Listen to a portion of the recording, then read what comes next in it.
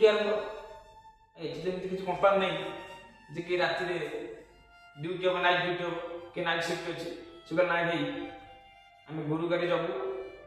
କାରଣ ରାତିରେ ଏଠାରେ ଗୋଚାଳନା ବେଶୀ ହେଉଛି ଆଖି ଛଳଛଳ ହେଇଗଲା ବିନା ପଇସାରେ ବିନା ପରିଶ୍ରମରେ ଯୁବକ ଟୋକା ଆମ ଗୋମାତା ପାଇଁ ରାତିରେ ପ୍ରହରା ଦେଉଛନ୍ତି ଆମ ଅଞ୍ଚଳରେ ଯେଉଁ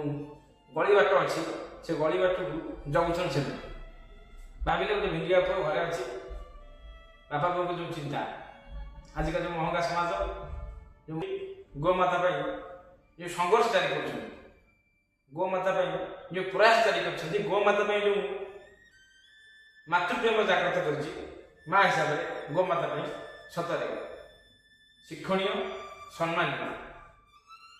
ତେଣୁ ମୁଁ ଆଜି ମକର ସଂକ୍ରାନ୍ତିରେ ସେମାନଙ୍କୁ ମୋ ଅନ୍ତରର ଗଭୀରତମ ପ୍ରଦେଶରେ ଆନ୍ତରିକ ଭାବରେ ଶୁଭେଚ୍ଛା ଜ୍ଞାପନ କରୁଛି ନମସ୍କାର ମଧ୍ୟ ପକାଉଛି ସେ ସାନ ଭାଇମାନଙ୍କୁ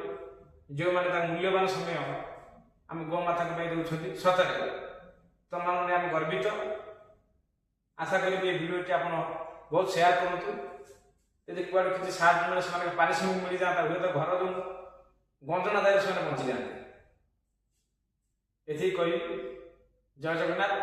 ଜୟ ସନାତନ ଜୟ ହିନ୍ଦୁ ଜୟ ଗୌସେବକ ନମସ୍କାର।